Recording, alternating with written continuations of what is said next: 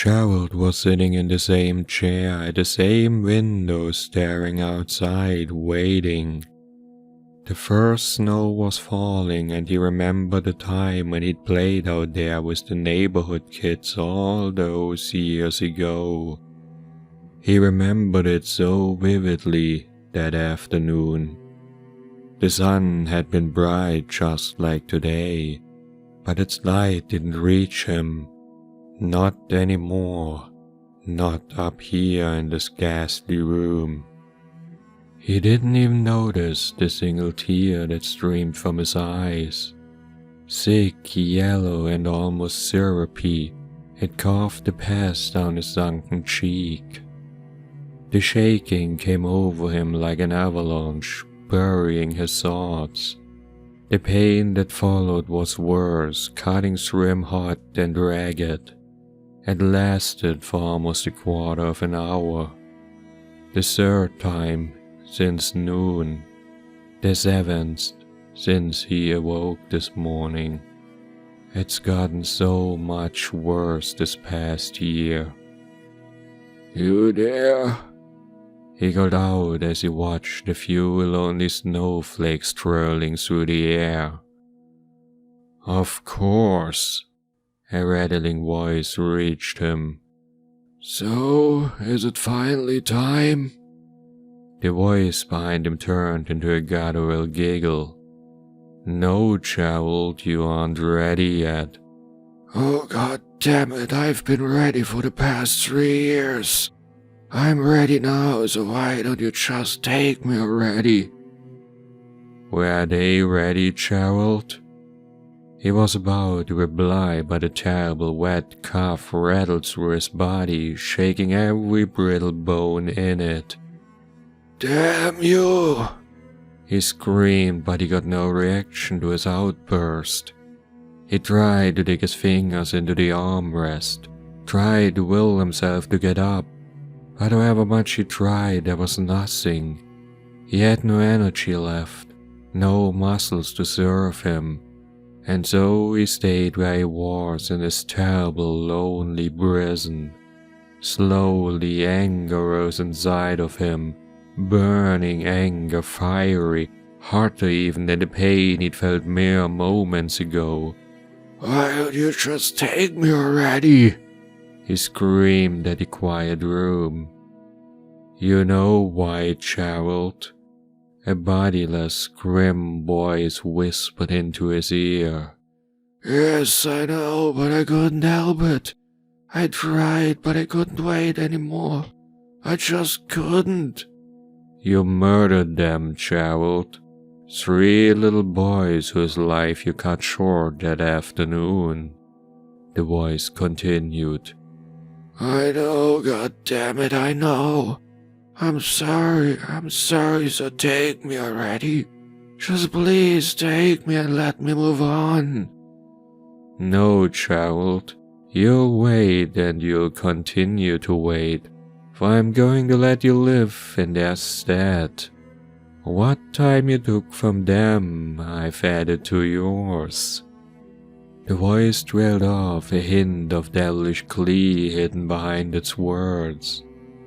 "I shouldn't even be alive anymore. The heart attack, the cancer, this rotting body of theirs."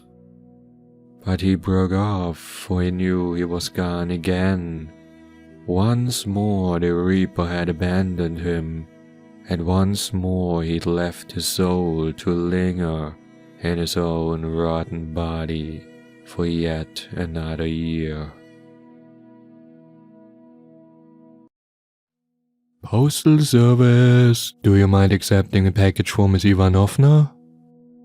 Still half asleep, I mumbled a "sure" before I opened the door to the apartment building. A few seconds later, a beaming postal worker pressed the package into my hands. "You're Mr. Mueller. Great, I'll put a note in a mailbox." With that, he hurried away and I was left with the package in my hands. In the evening, I waited for Miss Ivanovna to come get her package, but no one showed up. Same the next day. After 3 days, I felt rather guilty. Who knows, maybe the postal worker put the note into the wrong mailbox or forgot to do it. With a sigh, I went to have a look what apartment she lived in. As I read through the names on the bell system, however, Ivanovna wasn't one of them. Not knowing what else to do, I left the package where it was, on a small table in my living room. I was sure she'd show up in time, and if not, it really wasn't my problem. A few days later, the vilest stench greeted me when I returned home from work. At first, I didn't know where it came from, but then I saw the damned package. The bottom was wet and something had leaked from it. Fucking hell, what's in there? As I tore it open, covering my mouth and trying my hardest not to throw up, I found a plastic bag filled with meat inside that must have torn open. Shit, if I'd known it was food, I'd have put it into the fridge. Nothing I can do about it now, I thought as I dumped it into a trash bag and threw it into the dumpster outside. Not like anyone showed up after a week anyway. I was wrong, and a few days later a pair of police officers arrived at my door. "Mr. Mueller, we'd like to ask you some questions." Sure, what's going on?" "Have you by any chance accepted a delivery this past week?" I didn't know what this was about, but I answered I had indeed. "Do you by any chance recall this young man?" At first I had no clue, but then I recognized him as a young postal worker. "Oh yeah, that's the delivery guy who... Excuse me, what's this all about?" Down at the station, I learned the truth about the ominous package as well as the young postal worker. The man who'd greeted me so friendly that morning had murdered his roommate and dismembered him. Then, to dispose of the body, he'd sealed the parts in plastic bags and delivered them to people around the area. Even now, days after, I'm still sick to my stomach, knowing what's at inside my apartment for the better part of a week. All the merriment and conversation stopped when Madame Laura Deschamps entered the room. Every head turned towards the door she emerged from. It wasn't because she was the banquet's host. No, it was because a queen had descended upon them. Her skin was as white as marble, her hair like spun silk. Her hazel eyes wandered over each guest before a coy smile showed on her face. With a throw of her long hair, she bid them continue and took her seat at the top of the table. There she sat, basking in the attention awarded her. There were the longing gazes of men who wanted her, and the jealous looks of the woman who wanted to be her. A new pair had just arrived. One a man of a retinue, the other a young thing barely of age. She was shy and nervous as she entered. She wore a shoddy dress, walked in a tottering way, and almost stumbled over her feet as she approached the table. Yet there was something about her, and Laura noticed that some men regarded a newcomer with more than curiosity. When she noticed this, Laura got to her feet. With swift steps, heels clattering over the floor, she approached the girl. Standing in front of her, she stood down with the most condescending of smiles. "And who might you be?" Laura asked in a warm, kind voice. "Janet, Mr. Shaw," the girl mumbled, eyes downcast. Laura's eyes wandered over Janet's body and eventually came to rest. Not on her shapely body, not on her eyes, her hair, or her face. They came to rest on the girl's hands.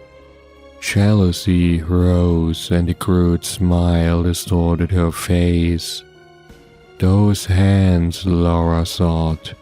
They were the most beautiful, delicate hands she'd ever seen.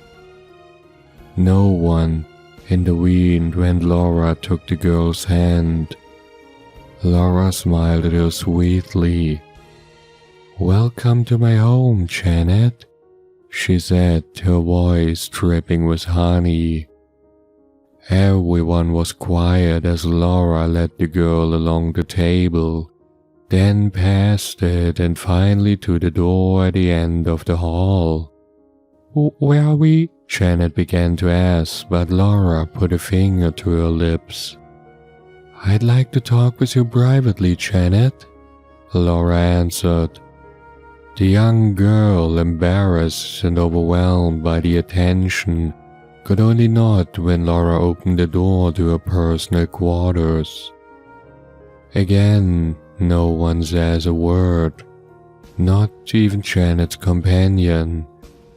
As Laura leads her inside, she stares at those beautiful, delicate hands once more, hands so very fitting for her body. And as the door closes behind them, her attendants are already prepared. The tools and the machines are ready, the process perfected over many years. And once morning arrives, Laura would be just a tad bit more beautiful, for then those small delicate hands would be her very own. James Sterling was an odd man. He'd been married 3 times and fathered more than a dozen children. Yet what love he'd shown at the outset of these relationships soon waned and went away. He wasn't an abusive man. No, he was an indifferent man. All he seemed to care for was to sow a seed before he'd returned to his family home. It was an old, secluded mansion deep in the mountains that had been in the Sterling family's possession for centuries. Out there, James would spend most of his days far away from civilization. Only when his grandchildren were born did the old man return. His fierce interest and warm care surprised everyone. His favorite was his grandson, Thomas. The boy's parents were reluctant to let old James back into their life. More than reluctant, for the old man's obsession with their son scared them. Yet Thomas adored his grandfather. The more their parents tried to cut their bond, the stronger it became. The old man would teach Thomas many things, and eventually afforded him a scholarship to enter a prestigious university. As the years went by, James Sterling grew ever older and weaker. One day, when Thomas visited him at his home, he bid the young man to come closer. Without another word, he handed him an old wooden box. "What's that, Grandpa?" "A present, my dear boy," the old man said with a weak smile. "Thank you," Thomas said and was about to open the box. The old man stopped him. "No, please wait. Only open it when the day comes, when I'm about to—" "Nonsense, Grandpa. You'll live another 50 years, I know it." James Sterling smiled, but he knew better than anyone. 4 months later he was admitted to a hospital. One the doctors made clear he wouldn't leave again. When Thomas visited, the old man reminded him of the present. "I guess my time has come," he started. "When you get home today, you might open the box, Thomas." After all, it's my last present." Tears were shed and goodbyes were whispered, and the moment Thomas was home, he got a hold of the box. "Thank you, Grandpa," he whispered as he opened it. Inside was a gently glowing orb. As he stared at it, the warm light inside bid him to lean him closer. His eyes focused on it, and it almost seemed as if something was inside. Deeper and deeper he looked, was drawn in, and slowly faded away. A moment later, he passed out. Hours later, the body of James Sterling drew his last breath, and at the same time Thomas awoke. With a wide grin on his face, Thomas closed the small box containing the orb. "Thank you, Thomas," he cackled. Once more the ritual had succeeded, and once more the ghastly, centuries-old presence that had been James Sterling for the past 70 years would continue on for yet another lifetime. Cindy loved long hot baths. They were the best part of her day. There was nothing better than to soak your body in steaming hot water after a long, tough day at work. She considered the bathtub her happy place. It was here that she could calm down, take a step back, and spend the early evening hours with a good book. Today had been especially bad. With Christmas around the corner, online sales were skyrocketing. To say Cindy's apartment was buried in work was an understatement. It was already early in the evening when she finally made it home. After a quick meal, she decided to soak her tired body for an hour or two. After picking out one of her many bath bombs, she undressed and watched as the water was transformed into a swirling, bubbling mess. When the hot water came to a rest, it had been transformed into a deep, starry blue. Descending into the bath was heaven. At first, the heat stabbed at her skin, but after a while it changed into a soothing, pleasant feeling. Cindy leaned back, closed her eyes, and for a while she just lay there, enjoying the heat and sweating away all of the workday's worries. She'd half drifted off when she heard running water. She instinctively thought of the drain. Had she accidentally opened it? Her hand reached out for the drain stopper and turned, but it didn't move at all. For all she knew, it was still closed. Maybe it was something in the pipes. Or maybe her next-door neighbor had let in an evening bath of their own. She laughed a little and wondered what kind of person her best friend might be. "Well, hope you're having fun," she mused on. Right at this moment, the bath water began bubbling, and Cindy noticed hair underwater. Not her own, she thought in disgust. At first it was only a few here and there, but soon 6 strands came up. Right at that moment, the strange sound from the drain started again. The pipes, there's something wrong with the pipes. All these disgusting hairs, they had to come up from down the drain. In disgust, she cringed back from the drain, tore off strands that clung to her, and finally decided to abandon the bath. With her hands on the side of the tub, she suddenly heard another disturbingly long gurgle. Then something emerged from the water in front of her, right where the drain was. At first it was only hair, a giant wet ball of hair. But then she saw something in between. It was a disgusting, wrinkled thing, much too thin to be a human being. "Oh yes, I'm having fun," the thing cackled in a high-pitched voice. Still in shock, Cindy felt a bony hand close around her ankle, and a moment later she was pulled underwater and eventually yanked down the drain.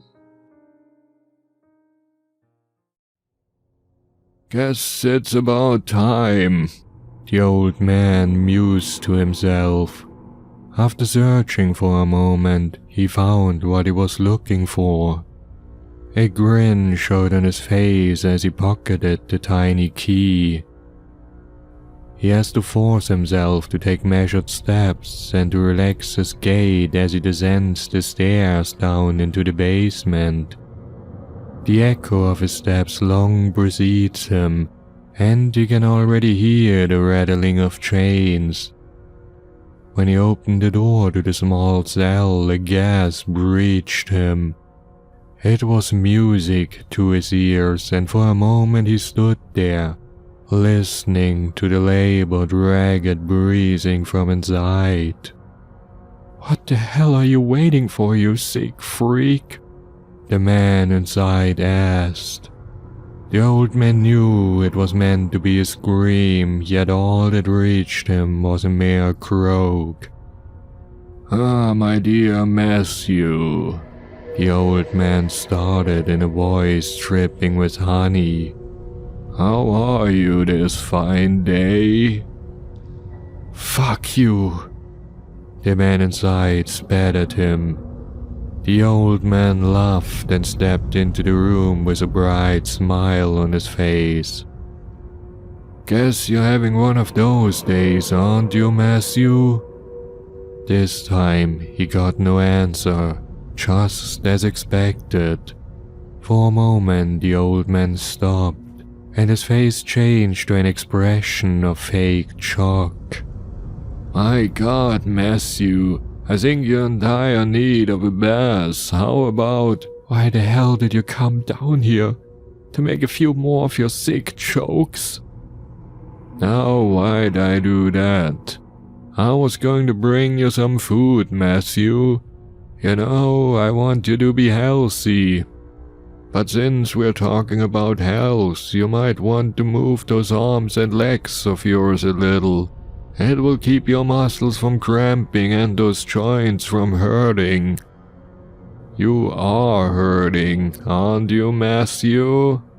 he asked with an exhilarated expression and hungry eyes. "Go fuck yourself. I'm done playing your games." The old man laughed. "Then how about I ask you a question instead? What is true terror? Is it the fear you feel when I enter this room?" Myuu answered with nothing but a grin. "Is it the pain of your muscles tearing and your joints dislocating?"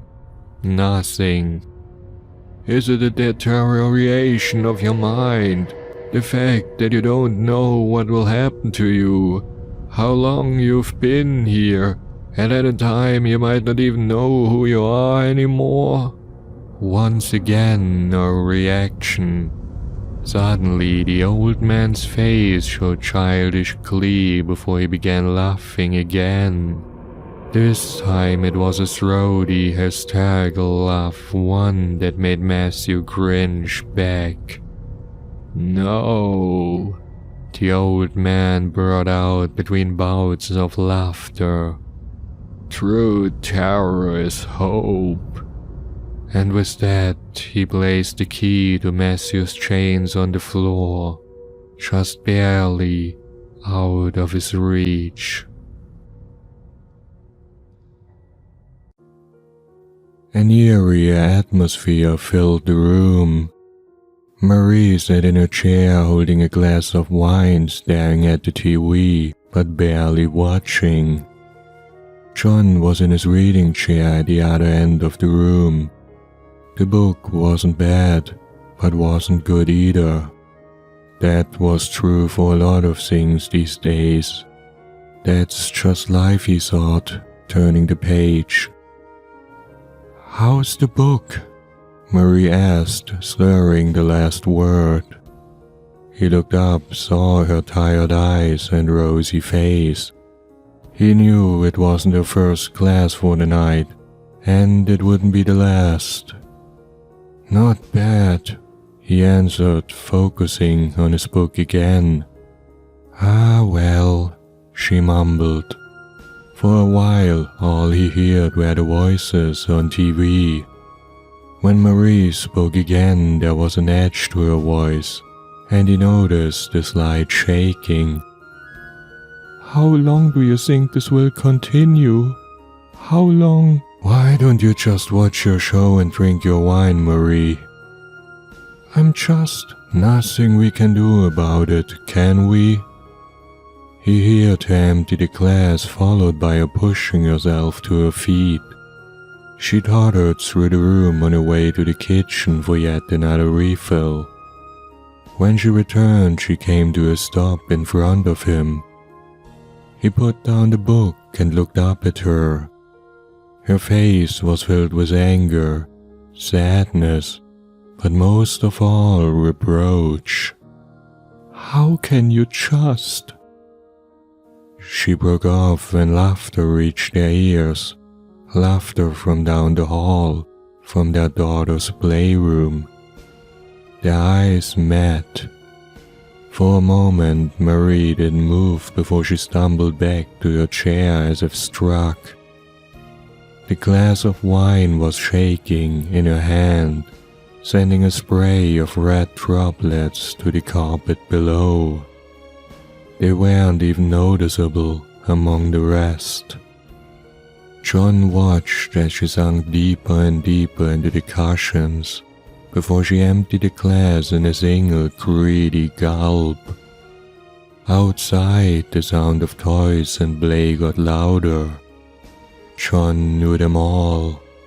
The bouncing of the ball, the shrill tweet of the whistle, the wooden blocks being stacked upon one another. Marie didn't look up, didn't say anything. Instead, her hand clutched onto the empty glass, and John could already see it bursting.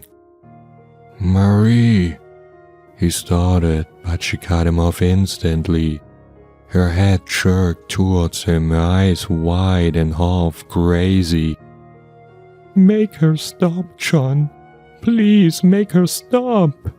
She screamed at him before she sank back, shivering and weeping. The glass fell from her hand. The glass fell from her hand, clattered to the floor, and added yet another tiny red splotch to the mess on the carpet. John didn't say a word, didn't do a thing. Instead, he turned to the next page of the book, and as he focused on the words in front of him, he shut it all out. The sound of the TV, his wife's pleas and cries, and the giggling from down the hall, for their daughter had died 2 years ago. A bright, glistering light woke Jake. He turned, pulled the blanket over his head, but it was useless. "Shit, goddamn son," he cursed and went to pull the curtains.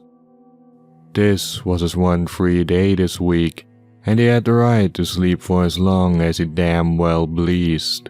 Squinting his eyes, he made it to the window. Why was it so damn bright? Wait a second. Why were the streetlights still on? Wasn't it morning already? As he stared outside, he noticed that the street was filled with people. There was a commotion outside.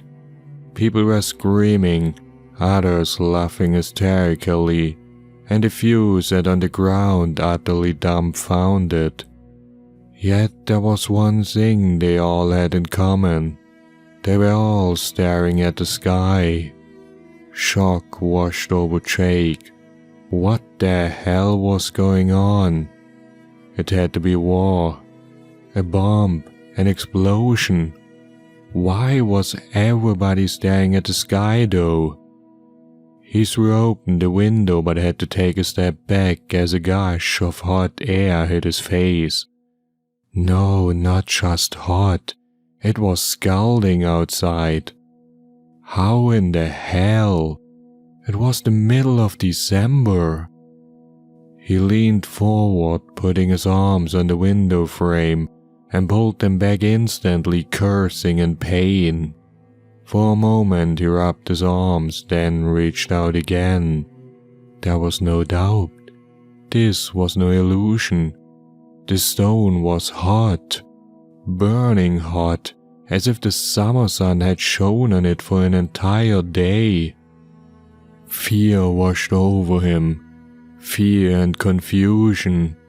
Outside, people were screaming, throwing themselves on the ground in despair, in terror, or in hysteric insanity. God, what the hell is going on? Even in this blazing heat, he started to shiver. What if it's a nuke? What if... He broke off when he could finally see the sky. Above him, the sky was alight by an immeasurable amount of stars. It was nothing but a glistering sea of light, and in its center a giant blazing star. His eyes grew wide, his mouth opened. For a moment he thought it was the Milky Way, that the stars were more visible tonight, that they were somehow closer.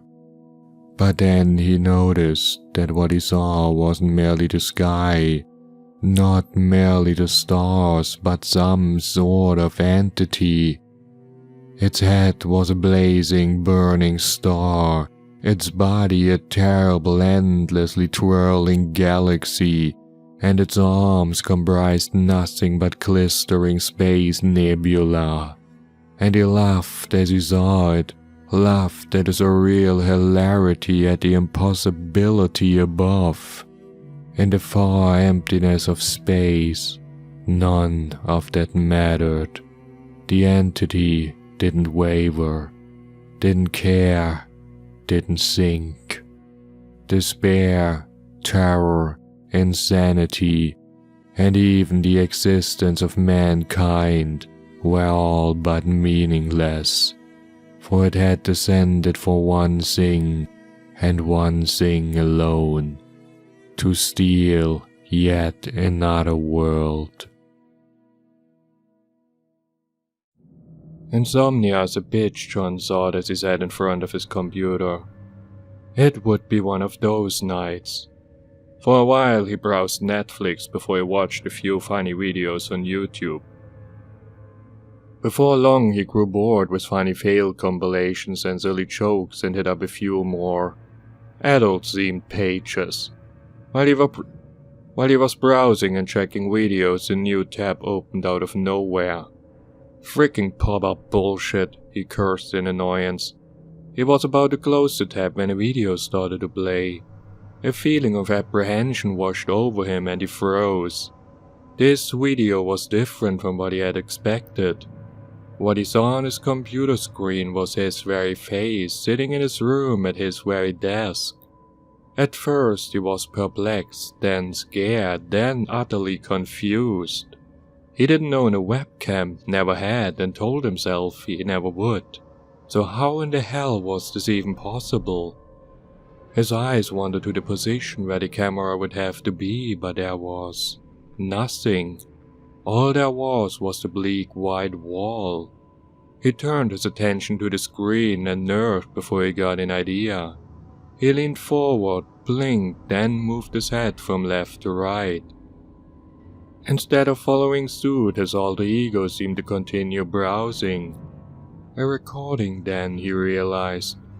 Was this some kind of joke by one of his friends? But why'd they do it, and more importantly, how?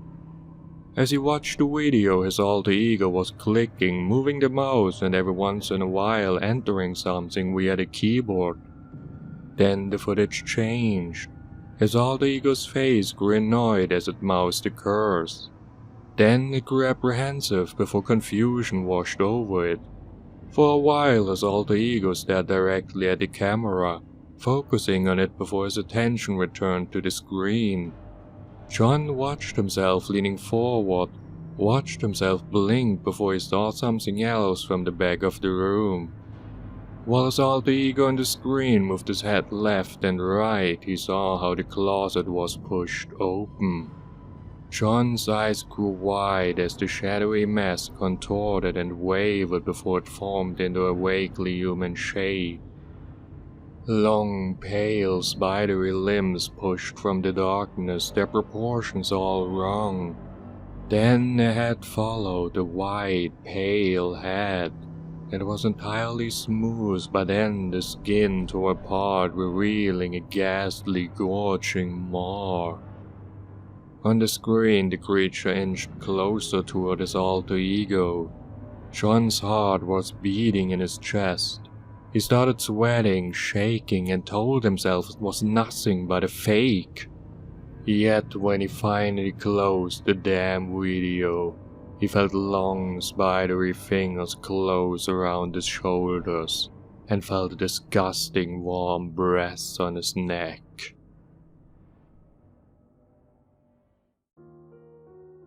The line came out of nowhere. It was a simple, vertical line dividing the sky from top to bottom. People all over the world stared at it in awe. Scientists believed it to be an atmospheric phenomenon. Religious men and cult leaders alike proclaimed the end of the world. Jeremy Wilkins had his own ideas.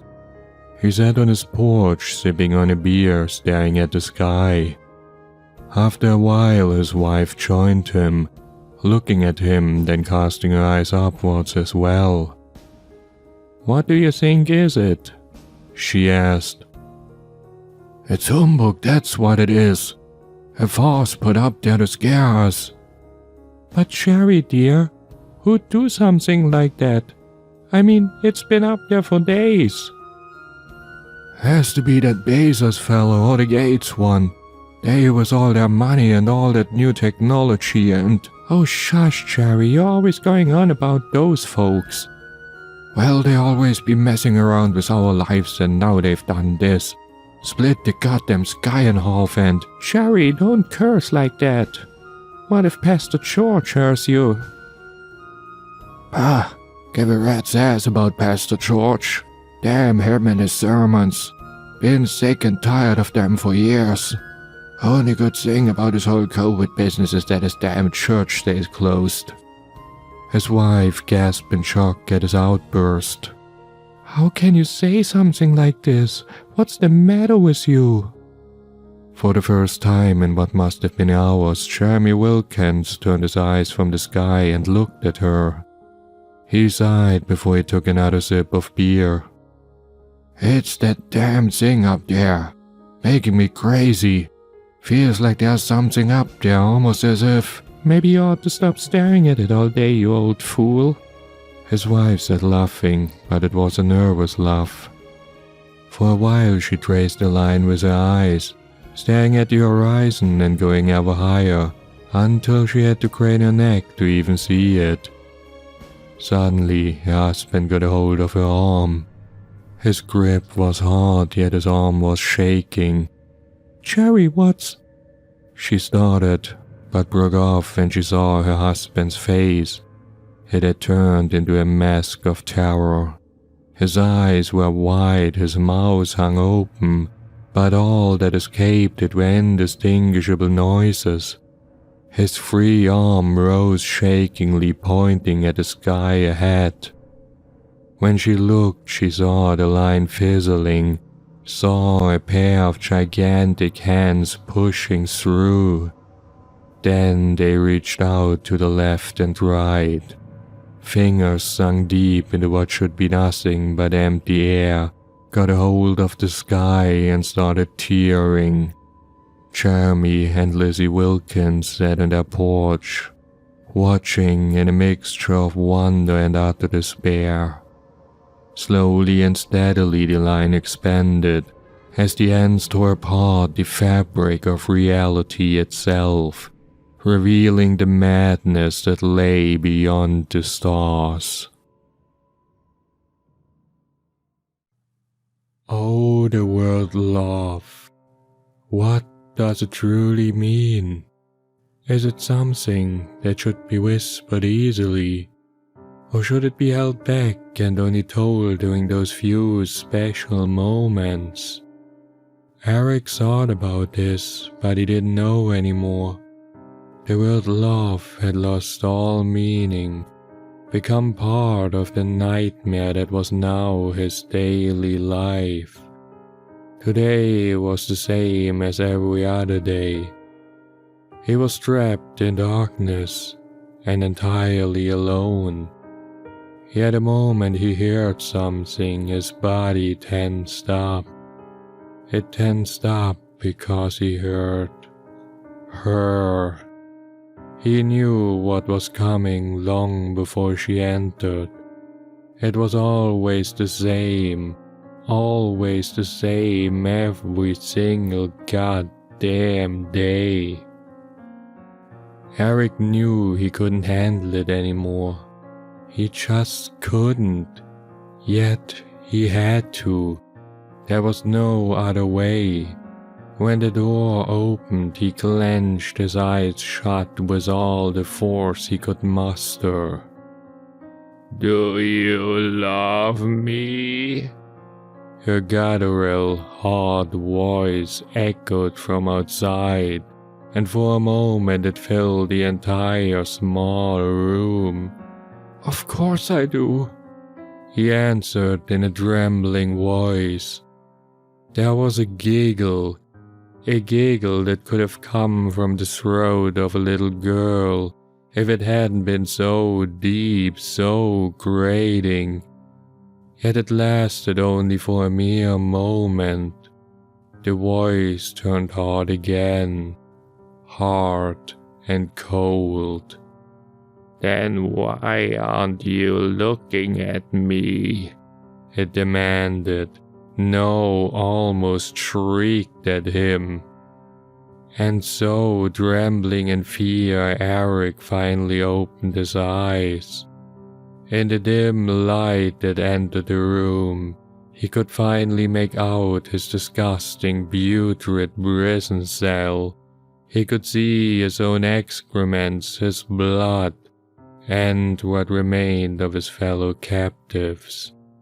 But the worst by far was her. The sick, bloated monstrosity of her body. She was a disgusting, humongous thing, her body more that of a worm than a human. Rolls and rolls of fat slithered inside, pushed through the door before she came to a rest in front of him. Her fat sausage fingers reached out to hold his face in her hands. For a second, her tiny button eyes rested on his before she let him go again. She was a creature of purest disgust, her smell so unbearable it made Eric's eyes water. When she brought her mouth close to his, he instinctively cringed back, his body trying to flee, but the chains made any escape impossible. Her lips came to rest on his, and when a disgusting, bloated tongue pushed into his mouth, he almost gagged. Instantly her face grew hard again. Her body started shaking in anger. "What's the matter?" the inhuman amalgamation of fat demanded of him. "No, it's nothing. You're beautiful." He finally pressed out, contorting his face into the semblance of a smile. The creature giggled again before she turned from him and slithered back towards the door. As it fell shut, he was at last able to relax. for he knew he'd live yet another day. Bent her over just like that. Made her squeal like a pig. I rolled my eyes as Dad and Roger bragged about their conquests. When they saw it, they both laughed. "It's gonna be fine, baby brother," Roger said, turning to me. A moment later, I felt Dad's heavy hand on my shoulder. "You're ready for the big day, Mark?" I sighed. "Isn't your first time supposed to be special? Why not Laura from down the street? It's about love, isn't it?" They both burst out laughing again. "There's a time and place for love, son, but the first time's gonna be messy and chaotic. Best to get it over with and— Why do I have to do it in front of you and Roger?" "Family tradition, son. I was there when Roger had his first, and Grandpa was with me when I had mine." "Yeah, but it's stupid." Dad shrugged and handed me a beer. As I took it, Roger left the room. "Roger found just the one for you." With that, Roger led a chubby prostitute into the room. The air filled with the smell of cheap perfume and menthol cigarettes. Her face was caked with makeup and she'd pushed herself into a dress at least 2 sizes too small for her. "That the birthday boy?" she asked, giving a smile that was meant to be seductive. It almost made me gag. "Yeah, Candy, that's him. Mark turned 18 just today," Roger answered. The woman stepped forward, closing the space between me and her in mere moments. "Well, I'll make sure it's gonna be a very special day," she said, giving me a wink. Roger had gotten himself a beer and sat down next to Dad. I stood there, helplessly staring from Dad to Roger and then back to Candy. She'd already started to undress. She tried to be seductive, but all I could do was stare at her white, puffy flesh and those huge, sagging tits. For a moment I watched the grotesque spectacle, watched as she laid down and spread her legs wide for me.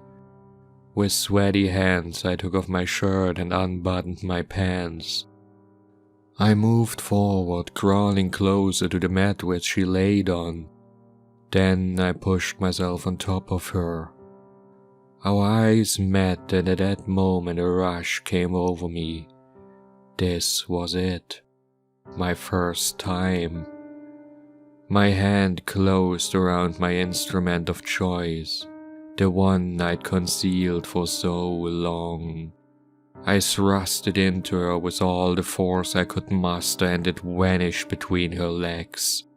Candy screamed as the cold, hard metal of the knife entered her, and I, still on top of her, smiled. Oh, it was messy, and it was chaotic. It was my first time, but Dad and Roger were there to help me take care of things. After all, it's family tradition that they help you with your very first kill. It started as a habit, but it's almost become a fetish. Popping pimples, that is. I love it. There's a sort of twisted satisfaction of bringing forth the horrors that are hidden deep inside your own body. Whenever I find a big fat one, I almost can't resist. Today was entirely different. For a few days I'd had this strange feeling in my left arm. At times when I moved it, there was a sharp, stinging pain. It was only there for a moment, nothing but a short, blazing flash. At others, there was a tingling sensation. I soon found the cause. It was the mother of all pimples. A giant one buried deep in my armpit. It was nothing but a giant treasure trove of pus ripe for the taking. At first I stared at it in abject horror. Then I pushed against it with my fingers carefully. I rubbed over it, poked it, and could almost feel the enormous amount of pus inside of it moving. The urge of popping it came up right away, but I forced myself to go slowly, to enjoy this. For a moment I applied a bit of pressure. I felt the skin stretch as the pus pushed against it. Again and again I did it, almost like following the steps of a ritual. Then finally I pushed as hard as I could. There was a sharp pain, skin burst and pus and blood gushed from it. It was the most disgusting thing I've ever seen, and I loved every second of it. Again and again I pressed against it until nothing was left. Then I slowly and deliberately cleaned my armpit of the disgusting liquids and fluids. That's when I saw it. Where the pimple had been, there was a hole below my armpit. I stared at it in horror, disgust, but also curiosity. Almost in a trance, my finger went forward, at first rubbing against it, probing the edges, before I pushed against it. There was no feeling, no pain, just a strange sensation. I felt goosebumps all over my body as my fingers slowly slid inside. For a moment my left shoulder started tingling again. The feeling spread throughout my entire arm as I buried my finger deeper and deeper. Soon more than half of it was gone. And then it was back, the sharp blazing pain. This time though, I didn't feel it in my left shoulder, neither my left arm. No, this time I felt it from the finger I'd pushed into the hole.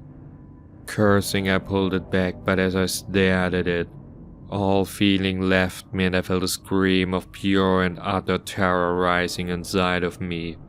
For what I saw, what had caused the pain, were 2 rows of tiny, bleeding bite marks. Deadlines are the worst. The customer had been clear about one thing. The new website was going online at the end of the week, and he better make sure it was ready. Being a freelance web developer could be tough, especially when you are buried under unrealistic expectations and a list of ever-changing features. He hadn't slept in days. All he'd been able to do was to nod off for a few hours at his desk. He wasn't sure how many cups of coffee he drank today.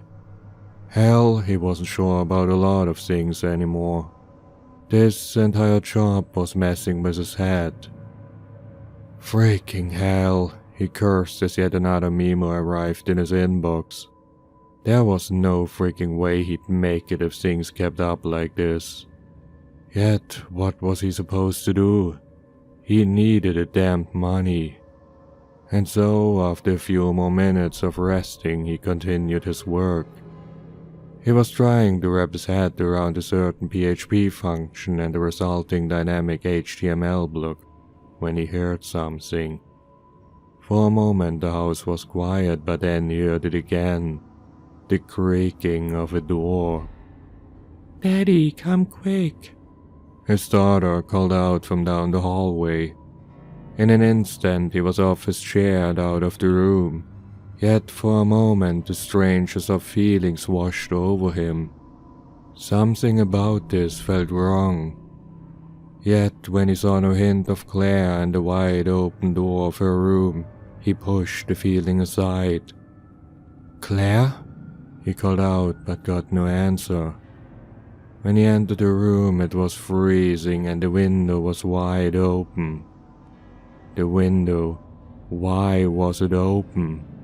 Quick steps led him to it, but when he stared outside, nothing was out of the ordinary. "Claire?" He called out again, but there was no hint of her. The bed was empty, so was the closet and the rest of the room. He just crouched down to look under the bed when he heard it again. "Daddy, come quick!" It sounded exactly the same like before. Sweat broke out all over his body as the strange feeling came back. This time, he knew what it was. Claire was with her grandparents. Marie had taken her to spend a week at their place so he could finish his project undisturbed. Slowly, his entire body trembling, he turned to where the voice had originated from. What he saw was a disgusting spidery creature. Its limbs were too long, too damn long. Two of them were still holding on to the ceiling where the thing must have been until now. Its head was nothing but a skull with paper-thin skin stretched over it. Multifaceted eyes focused on him, and when the abomination saw his terror, it giggled. Its grinning face shot forward and came to a halt mere inches in front of his own. "Daddy, let's play," it whispered in his daughter's voice. The miscarriage had devastated Emma. What had once been a happy woman full of love had become a curled-up ball of misery and pain. It was the same for me back then. I too felt the same sense of loss, the same pain, but I knew I had to be strong for both of us. That terrible wound that threatened to tear our relationship apart had to be mended. It had taken a lot of time, a lot of work, but as I stared at her peacefully sleeping face now, I knew that time could heal all wounds. Once more I gently put my hand on her stomach. So much time, so much love, but finally we were ready again. For a moment I put my head against her stomach and listened, but I knew the baby was as asleep as she was. I went to get myself a drink of water, but when I returned I found Emma's face distorted. She shifted in the bed and a moment later her eyes fluttered open. I was with her in an instant. "John, what's..." She started, but I put a finger against her lips. With a gentle smile I pushed her back down onto the bed. "You should rest, dear. Everything will be alright." I whispered into her ear and kissed her cheek. She leaned back, relaxing before she drifted off. As I looked at her, I felt tears coming to my eyes. She looked so comfortable, so happy. Seeing her like this filled me with such bliss.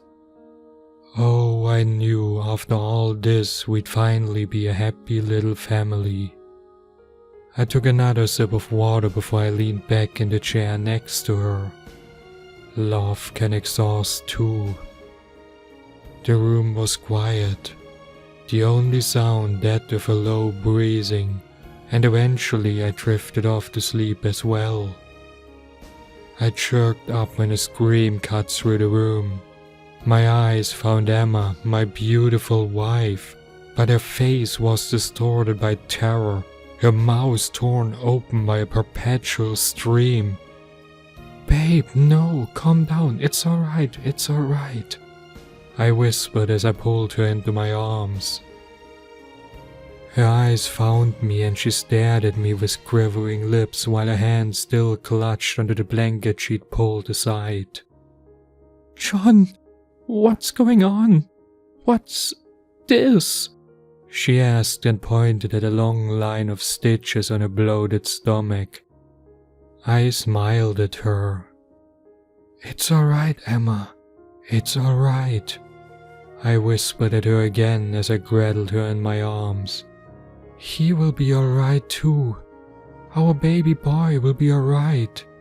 I just had to put him back so he could heal. Everything will be all right and we'll finally be a happy little family." Oh, my dear Lizzie, my beautiful wife, I can't find the words to tell you how much I love you. I guess that's how it is with true love. I still remember the day we met like it was yesterday. The sun was high, not a cloud in the sky, and the very first early bloomers were blossoming. Just another beautiful day at the park. It all changed the moment I saw you and your long blonde hair shimmering in the sunlight. When you gave me that shy, brief smile, my heart melted away. When I approached you, you were taken aback. Who could blame you, really? Still, you laughed at the silly pickup line I shot you, and after only a few words you agreed to go out with me. I guess it was love at first sight. Almost as if the two of us were destined to be together. When you followed me home, I knew this was the luckiest day of my life. I couldn't believe a girl like you could ever be mine, and I have to admit I was a bit worried. Yet you didn't say a thing about the mess, not a word about the chaos. No, you accepted me the way I was, and for that I loved you even more. Oh, how I enjoyed those first days with you. Those days when we were blinded with passion and the world didn't matter. Of course I knew those couldn't last forever. Eventually routine settled in. Words became scarce, but our love, our bond grew stronger and more intense. There was no need to say anything anymore, and I loved those quiet evenings. The ones when we sat together, me holding you in my arms. I didn't mind that you didn't laugh at my jokes and didn't react to the movies I played for us. That was just the way you were. The very best though were those nights when our love grew blazing hot and we enjoyed and shared each other's bodies for hours on end. I still remember how the hot, sweet smell of our love-making wafted through the small, crowded apartment. Oh dear Lizzie, how much I love you. Even now in these latter days of our relationship, I still love you as much as the day you first appeared in my life. No, I guess I love you even more now. I don't mind that you've become big and soft, I promise I don't. Change is natural, and change doesn't have to be a bad thing. No, even now I love you, and at times I almost can't tear myself off your body. You know, Lizzie, love isn't just a visual thing. It's so much more. It's a combination of all the senses. Not just sight, it's touch, taste, smell, and hearing. Oh, my dear Lizzie, how I wish we could stay together forever. When I kissed you today, though, I knew things were coming to an end. I enjoyed that kiss. I enjoyed it more than any other we shared before. That's why it pains me so much that it had to be our very last one. Even now as I'm typing this, as the tears stream hot from my eyes, I can still taste you. I can still feel your heavy, thick lips on mine. Yet the moment I kissed you, I knew that nothing lasts forever. When I felt your lips glued to mine, I thought it was nothing but passion. But when I couldn't get away without tearing them off, I knew you were past your prime. I knew the decay had proceeded far too much. It pains me so much, my sweet dear Lizzie, but I've got to get rid of you tonight. And then tomorrow, It's time to find myself a new wife.